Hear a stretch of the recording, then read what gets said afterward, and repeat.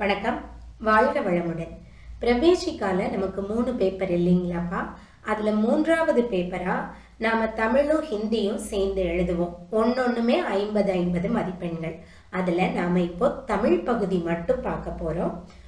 உங்களுடைய வினாத்தாள் எப்படி இருக்கும்னு பார்த்தீங்கன்னா 25 மதிப்பெண்களுக்கு செய்யுள் பகுதியிலிருந்தும் 25 மதிப்பெண்களுக்கு உரைநடை பகுதியிலிருந்தும் வினாக்கள் கேட்கப்படும். முதல்ல உங்களுக்கு மனப்பாட பகுதி திருக்குறள் கேட்டிருப்பாங்க. 4 திருக்குறள்கள் கொடுக்கப்பட்டிருக்கும். நீங்க 2 எழுதினா போதுமானது. 2வது ரோமன் லெட்டர்ல 6 கேள்வி செய்யுள் பகுதியில் இருந்து கேட்கப்பட்டிருக்கும். நீங்க 3 கேள்விக்கு விடையளித்தால் போதுமானது. ஒவ்வொரு கேள்விக்கும் 5 மதிப்பெண்கள், மொத்தத்துல 15 மதிப்பெண்கள். 2 திருக்குறள் எழுதுவீங்க. ஒவ்வொரு திருக்குறளுக்கும் 5-5 மதிப்பெண்கள், 10 மதிப்பெண்கள். ஆக மொத்தம் செய்யுள் பகுதியிலிருந்து 25 மதிப்பெண்கள். அதுக்கப்புறம் உரைநடை பகுதி. உரைநடை பகுதியில ERC, அதாவது இடம் சுட்டி பொருள் விளக்கம் தருக. 4 வினாக்கள் கொடுத்திருப்பாங்க. நீங்க 2 வினாக்களுக்கு விடையளித்தால் போதுமானது. 5-5 10 மதிப்பெண்கள். வழக்கம் போல உரைநடை பகுதியிலிருந்து 6 வினாக்கள் கேட்டிருப்பாங்க. அதுக்கு 3 வினாக்களுக்கு நீங்க பதில் கொடுக்க வேண்டும். 15 மதிப்பெண்கள். அப்போ செய்யுள் பகுதியிலிருந்து 25 மதிப்பெண்கள், உரைநடை பகுதியிலிருந்து 25 மதிப்பெண்கள், 50 மதிப்பெண்களுக்கான வினாத்தாளினுடைய விவரம் இதுதான்ப்பா.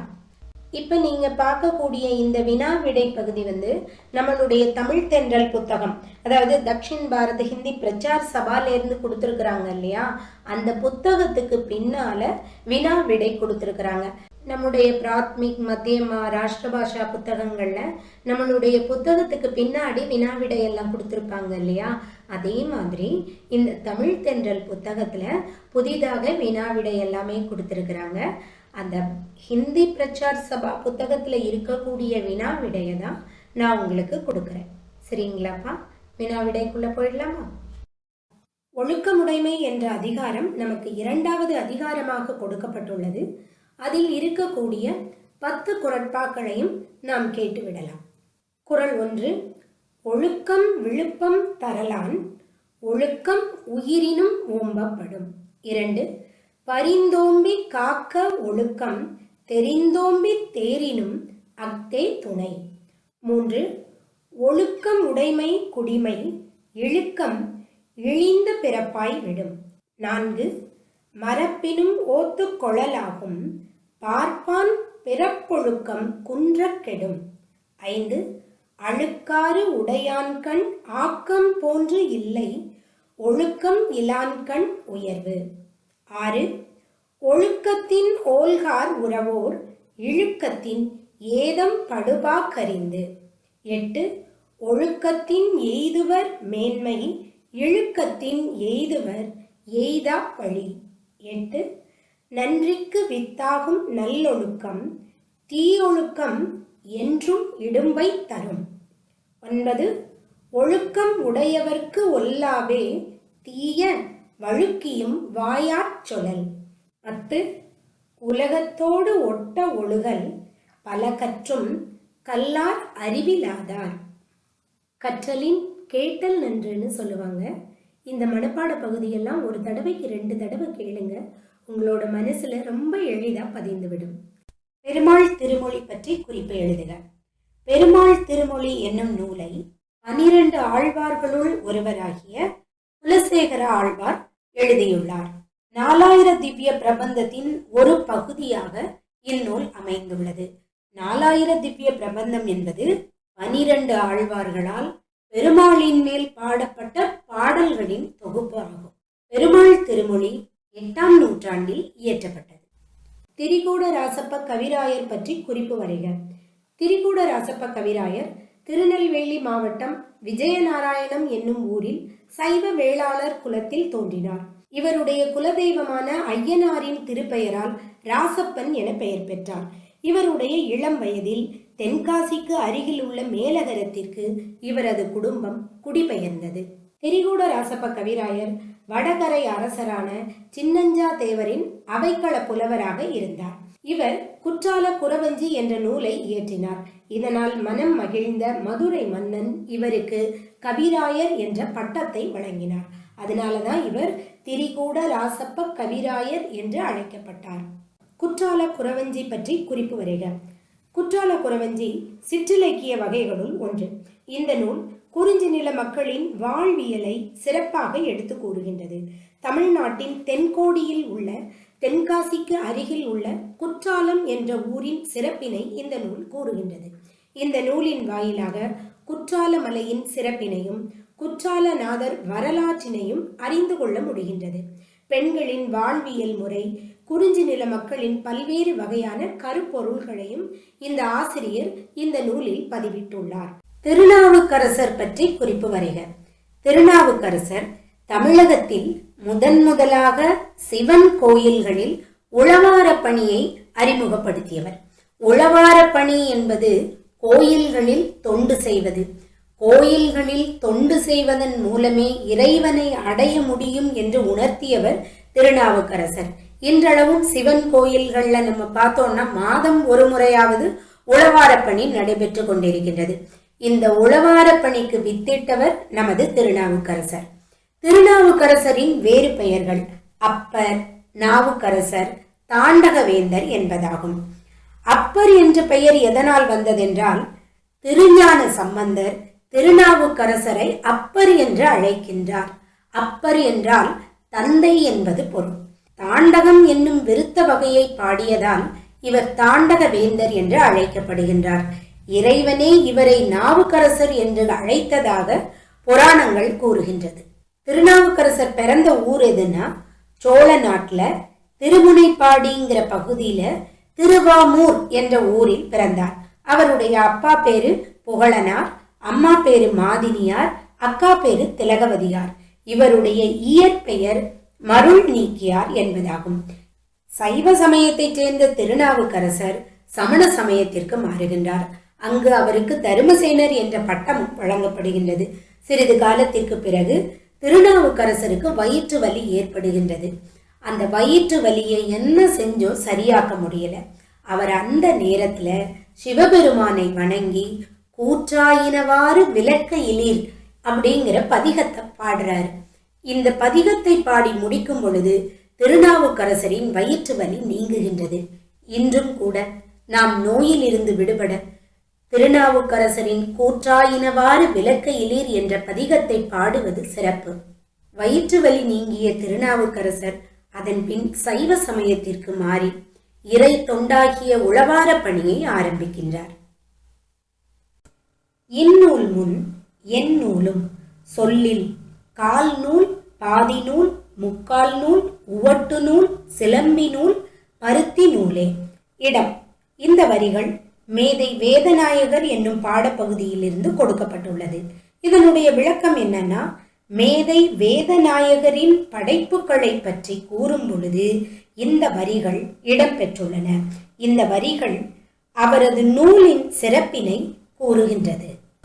தன் மகனை சான்றோன் ஆக்குதலும் அவனை அவையத்து முந்தியிருக்க செய்தலும் பெற்றோர்க்குரிய கடமையாகும்.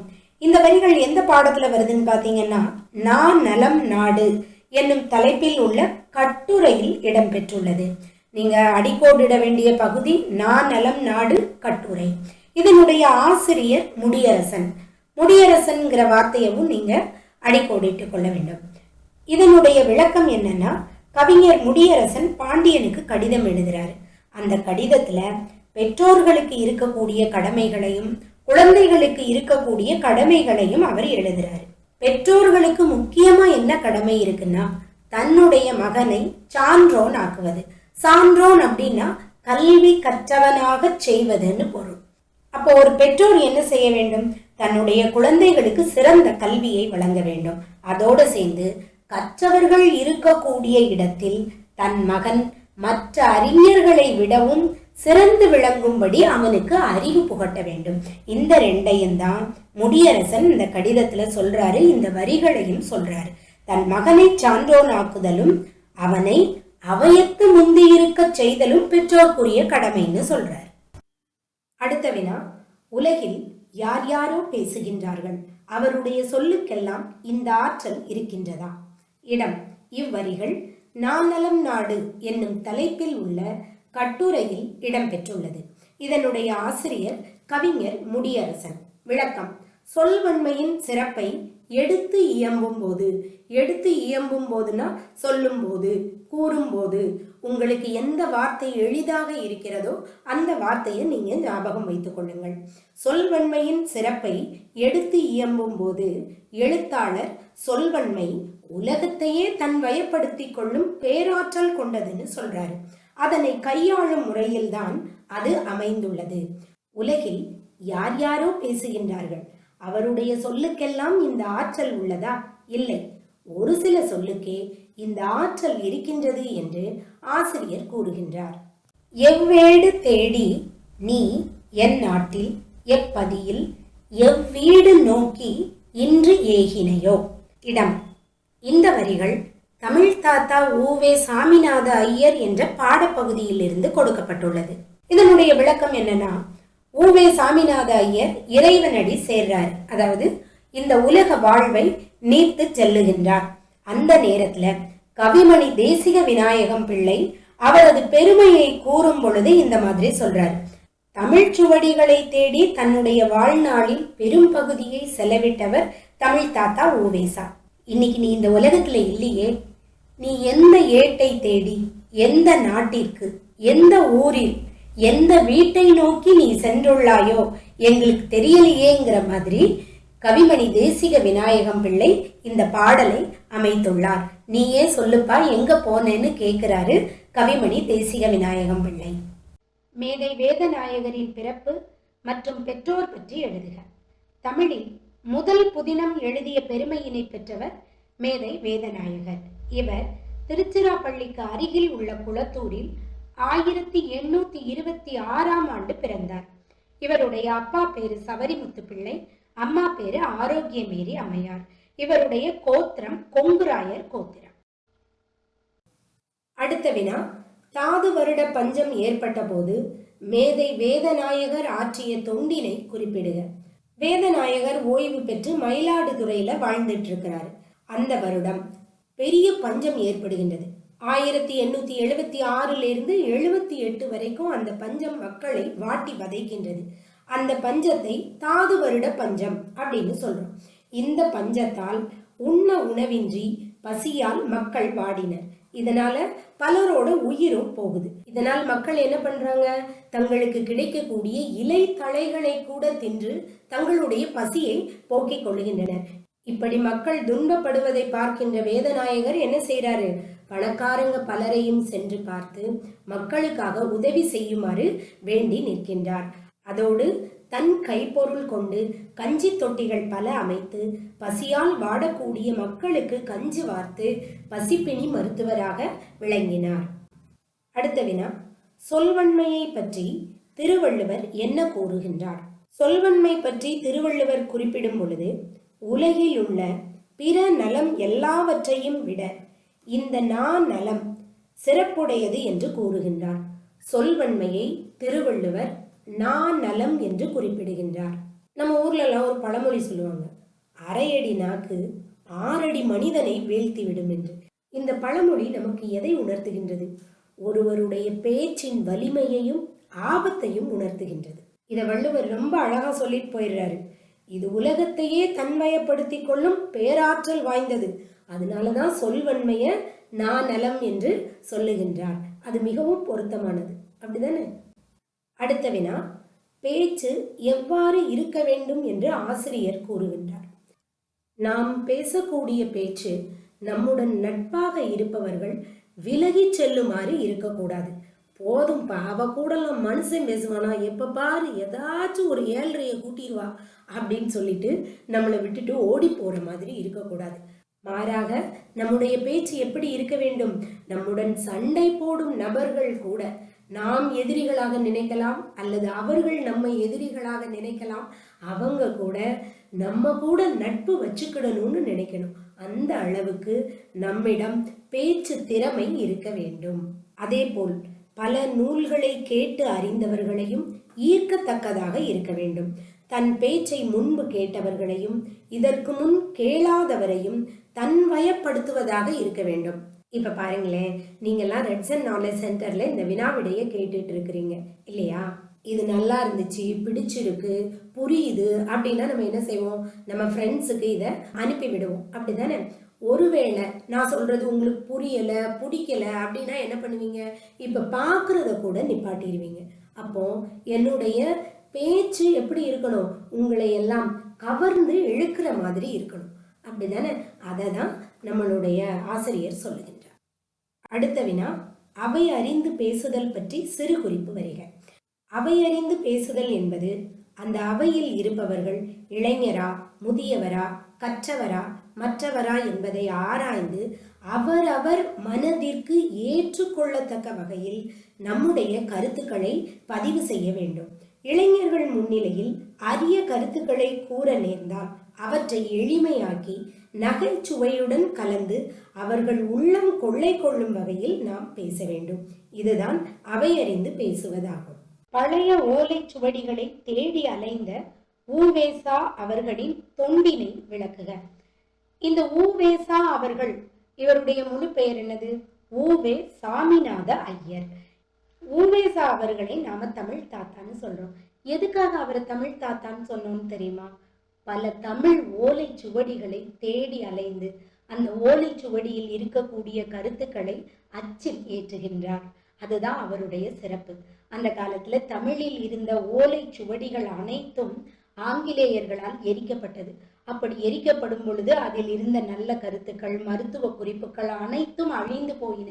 இவ்வாறு அழிந்து கொண்டிருந்த ஓலை சுவடிகளை தேடி அலைந்து காப்பாற்றியவர் நமது தமிழ் தாத்தா ஊவேசா அவர்கள்.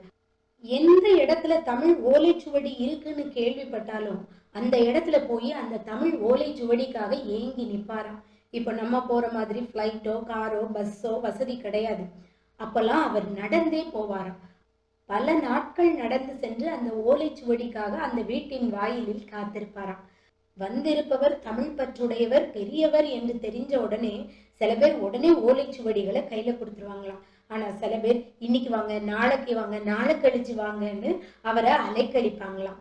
சில பேர் என்ன பண்ணுவாங்கன்னா, நான் உங்களுக்கு ஓலைச்சுவடி தந்தா நீங்க எனக்கு என்ன தருவீங்க அப்படின்னு சில பொருட்களை பிணை பொருளாக வாங்கி கொண்டு ஓலைச்சுவடிகளை கொடுப்பார்களாம்.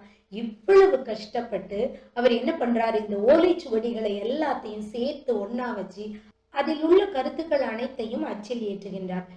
இப்படி அவர் பழைய ஓலைச்சுவடிகளை எல்லாம் தேடி சேர்த்து வச்சுக்கிட்டு இருக்கும் போதுதான் அவருக்கு ஒரு ஓலைச்சுவடி கிடைக்குது. அது என்னன்னு கேட்டீங்கன்னா, உச்சிமேல் புலவர்கள் நச்சினார்க்கினியரோட உரை கிடைக்குது. இந்த நச்சினார்க்கினியர் எதுக்கு உரை எழுதினாருன்னு தெரியுமா? தொல்காப்பியத்துக்கு உரை எழுதுறாரு. இன்னைக்கு நம்ம இலக்கணத்தை படிக்கிறோம் அப்படின்னா அது தொல்காப்பியரோடதுதான். அந்த தொல்காப்பியரோட செய்யுளுக்கு நம்மளுக்கு உரை கொடுத்தவர் நச்சினார்க்கினியர் என்றால் அவருடைய உரையை இன்று அச்சில் ஏற்றி நாம் அனைவரும் பயில்வதற்கு காரணம் நமது தமிழ் தாத்தா ஊவேசா அவர்கள்தான். இந்த வினா விடைகள் எல்லாமே உங்களுக்கு புரிஞ்சிருக்கும்னு நான் நம்புறேன். கற்றலின் கேட்டல் நன்றுன்னு சொல்லுவாங்க. இந்த வினா விடைகளை ஒரு தடவைக்கு 2 தடவை கேளுங்க, சொல்லி பாருங்க, மிக எளிதாக மனதில் பதியும். இதுவரை இந்த காணொளியை பொறுமையாக கேட்ட உங்கள் அத்தனை பேருக்கும் நன்றி. வாழ்க வளமுடன்.